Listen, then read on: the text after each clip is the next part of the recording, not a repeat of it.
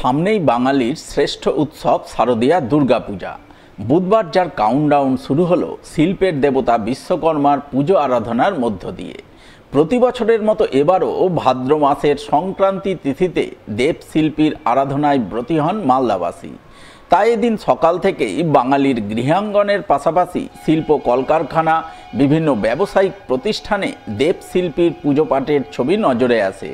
রীতি মেনে এবারও কোথাও কোথাও যানবাহনকে দেব বিশ্বকর্মা জ্ঞানে পুজো পাঠের ছবি লক্ষ্য করা যায়। দেবশিল্পী বিশ্বকর্মার পুজো, দেবশিল্পী বিশ্বকর্মার পুজো আমরা বার্ষিকী এইভাবে করে আসি। সর্বত্রে আমাদের রক্ষা করেন মা রক্ষাকালী এবং দেবশিল্পী বিশ্বকর্মা সর্ববিঘ্ন হন্তা ভগবান সিদ্ধিদাতা গণেশ, এদেরই পুজো।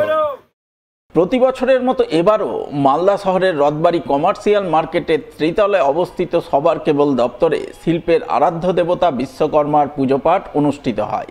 ধর্মীয় রীতিরেওয়াজ মেনে পুজোয় ব্রতী হন সবার কেবল পরিবারের সদস্যরা। পুজোকে ঘিরে পুরোহিতের পূর্ণ মন্ত্রোচ্চারণ, উলুধ্বনি, শঙ্খধ্বনি ও ঢাকের বলে মুখরিত হয়ে ওঠে সবার কেবল দপ্তর। প্রতি বছরের মতো এবারও যন্ত্রের দেবতা বিশ্বকর্মার পুজোপাঠের ছবি চোখে পড়ে মালদা জেলা শাসকের পুল গ্যারাজে। ঢাক বাজিয়ে পুরোহিতের পূর্ণ মন্ত্রোচ্চারণের মাধ্যমে পুজো পর্ব সুসম্পন্ন হয়।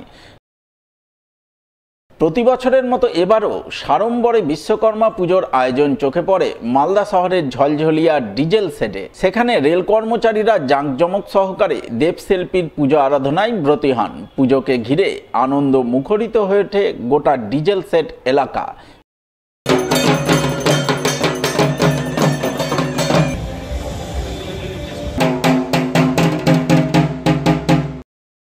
দেবশিল্পী বিশ্বকর্মার পুজো আরাধনায় সস্ত্রীক ব্রতী হন চাঁচলের বিধায়ক নিহার রঞ্জন ঘোষ। এদিন সকালে তিনি মালদা শহরের বিএস রোড বেলতলা এলাকার বাড়িতে শ্রী শ্রী বিশ্বকর্মার পূজা আরাধনা করেন। ধর্মীয় শুদ্ধাচার মেনে দেবশিল্পীর পুজো দিয়ে শিল্প জগতের সঙ্গে যুক্ত সমস্ত মানুষের মঙ্গল ও শ্রীবৃদ্ধি কামনা করেন তিনি। আজকে বিশ্বকর্মা পুজো, ঠাকুর আমাদের মাঝে আসে, তিনি শিল্প যারা সঙ্গে যুক্ত থাকে বেশিরভাগ মানুষ তাদেরই আরাধনা করে। তো ঠাকুরের কাছে প্রার্থনা করি, তুমি মঙ্গলময়ী ঠাকুর, আমাদের সবাইকে তুমি ভালো রেখো, সুখে রেখো, শান্তিতে রেখো। এক কথায় শারদীয়া উৎসবের প্রাক্কালে দেবশিল্পীর আরাধনা উৎসব প্রিয় বাঙালির মধ্যে আসন্ন শারদোৎসবের উৎসাহ উদ্দীপনার সঞ্চার করল তা বলাই বাহুল্য।